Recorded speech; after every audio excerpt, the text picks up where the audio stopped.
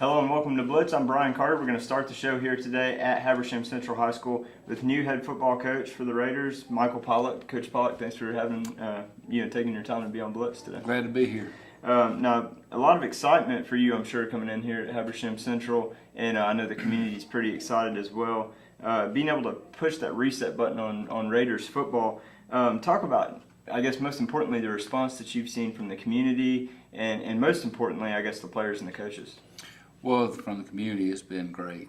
People have been real nice to me, and welcomed me and my family in here, and we've gotten moved in and starting to settle down, and we're excited about that. As far as the coaches and the players, the coaches have been wonderful. They've come in and worked hard, done what I've asked them to do. We've asked them to come in the morning to our 6:15 workouts, and all our coaches have been there, had good results with our players as well.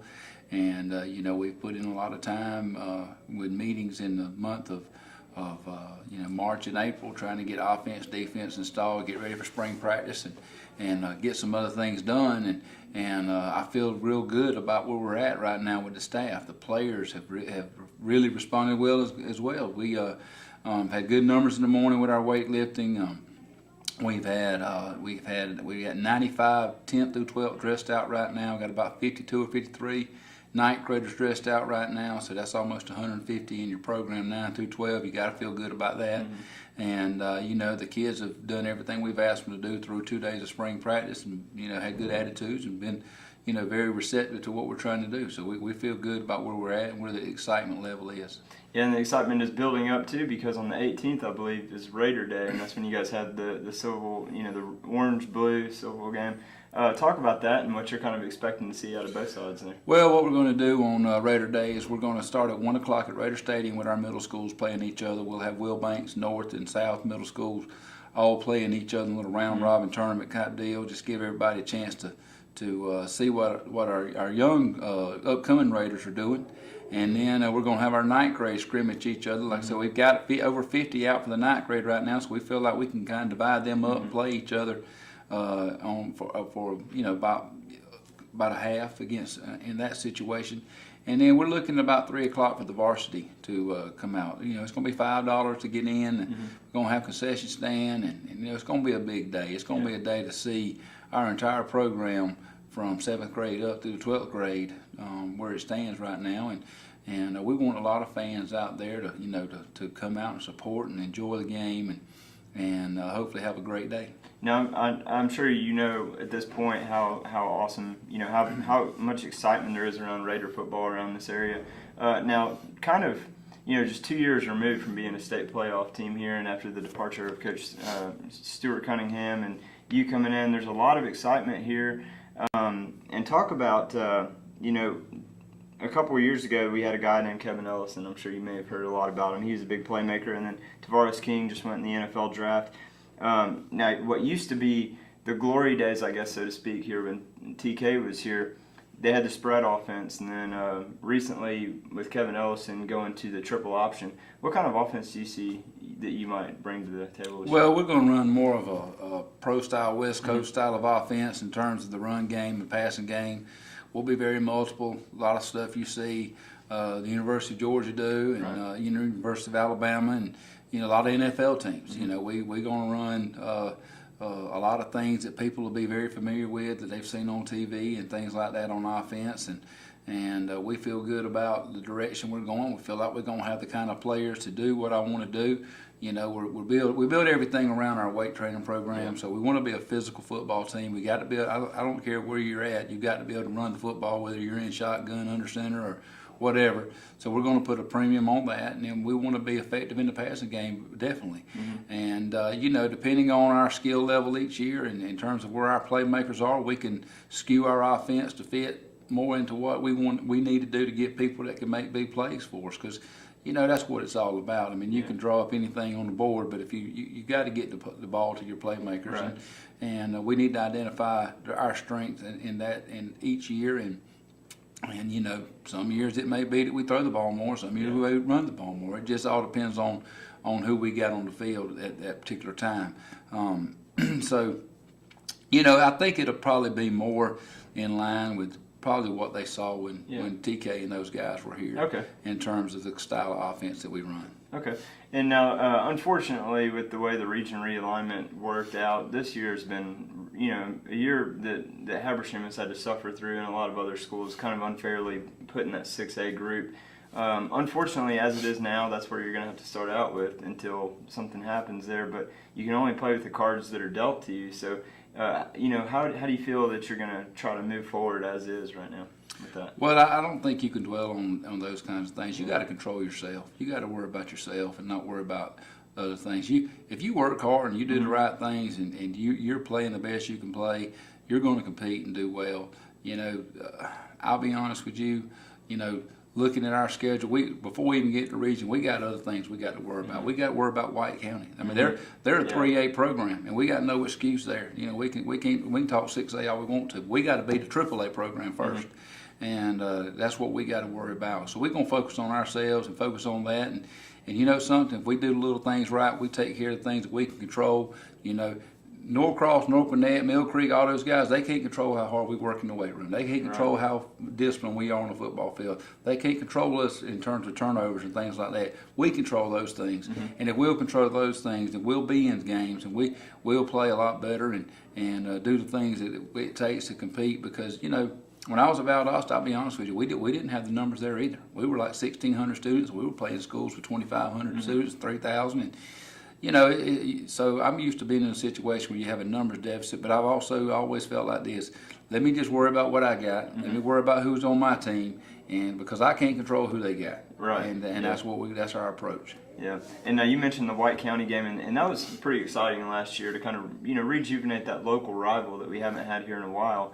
So that's who you have opening game, and of course they made it to the state playoffs last year. And then you have Stevens County, a 4A team right after that, who also made the state playoffs. Talk about what you kind of hope to accomplish in those two games, to move into region like you were talking about. Well, like I said, I think you sit here and you worry about being in 6A and you got a 3A opponent, a 4A opponent to start the year off with. You got to take care of business and with those guys first, And I think anytime you play someone that lives next door to you, it means a little bit more to you. Obviously, the town is a little bit more in tune to those people. They work with those people. We probably go to church with some people from Stevens County and White County. We work with them. We eat dinner with them, and I'm gonna tell you something. It's kind of like playing your brother and anything. You don't want to listen to him all year talking to you about beating you or something. Yeah. So that's right. It's a big deal, and.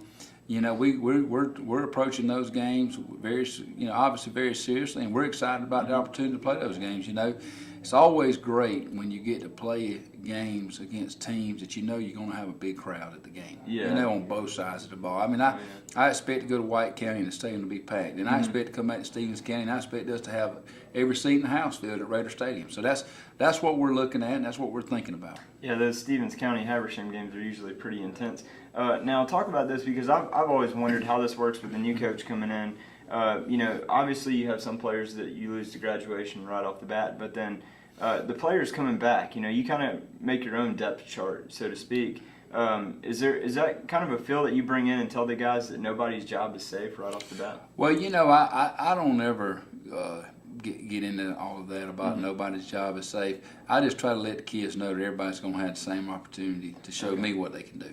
I don't really spend a lot of time talking about things that have happened in the past before I got here with the kids because none of that matters to me. Right. All I care about is what's happening from here on. And there could be some personality issues in the past that might have caused things to work out the way they did for a kid or whatever. But I feel like when a new coach comes in, every kid should feel like, hey man, I got a new chance to prove myself again. And the guys that have already proven themselves need to understand that, hey, I've got to prove myself again to this guy because it's just like me and my job. Whenever you get a new boss in any job, you've got to prove yourself over to the new person. Right. And that's what the situation. That's exactly right. Yeah. Nobody really cares what you've done in the past, and all they care about what you're going to do from here on forward. And that's just the way society is. I mean, even in coaching, you can win 5 state championships, but all they care about is what you're going to do this year. Yeah. And that's what have you done for me lately? That's right. And we don't quite take that kind of attitude with our kids, obviously, but at the same time, I want our kids to understand that they are going to get an opportunity to prove themselves to Coach Pollock, and what's happened before I got here is of no concern to me. And that'd be healthy competition for the kids as well. Now, you said you don't like to talk about the past too much, but we have to, it's worth mentioning your accomplishments as a head coach. 36-17 overall head coaching record for our audience who may not know. 16 times that you've been a part of a state playoff team. And I believe at Cook County you took them to the Georgia Dome, which had to be an incredible experience for you, and had the #1 offense and defense in terms of scoring. Looking at all that, I mean, it's obvious why there's so much excitement in this community with you coming on board here.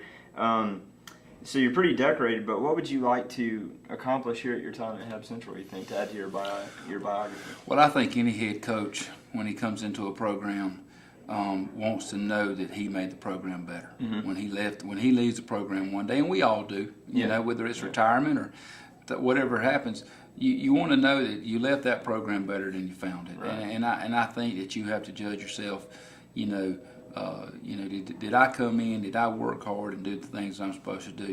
One of my first head coaches that I ever worked for, Coach Bobo, he lives right up the road in Raven County. He always told me, he said, Coach Pollock, you need to coach scared. He said you need to coach scared that the other team's outworking you.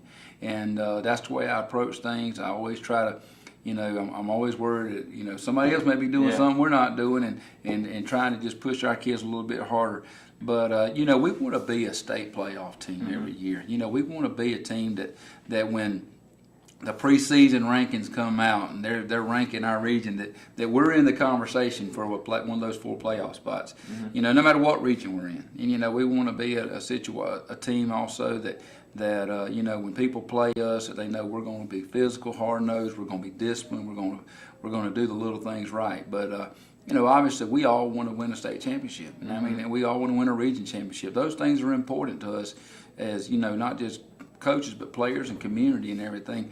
But we want to instill a sense of pride back into this community about football. We want people to be excited. We don't want people to sit here and think we're in Region 7, 6A, so we can't compete. It's a no-win situation for us. We want to get that mind frame out of our whole state of mind. Is it a tough battle? Certainly it is. But I'm going to tell you something. Some of the most gratifying wins I've ever had, whether it be an assistant coach or a head coach, have been those games that you knew it was going to be tough on Friday night. And you knew it was going to be a play or two difference between who was going to win the game. And you go in there sometimes and say, man, boy, we really got to play great tonight to win this football game. And when you do that, that's the sense of accomplishment you feel, and that's the sense of pride you feel. There's not a lot of sense of pride in going out there and beating a team that you're supposed to beat. Right. You know what I mean? Yeah. So, we just want we want to make this program better every day. We want to make these kids better every day. We want to develop them into young men so that when they go out, they look back on their career and they say, we had coaches that worked hard for us. We played hard, and whether we won or lost, you knew we were there, and you knew we were a well-disciplined, physical, hard-nosed football team that had to be taken very seriously. Well, Coach Pollock, that is a great outlook for Habersham football for next season. We are very excited to see what you do with this football program. We're going to be watching closely as we do every year. And thank you again so much for your time here on Blitz. Glad to be here. Thank you. Thanks, Coach. Appreciate it. Quick break. We'll be back for more Blitz.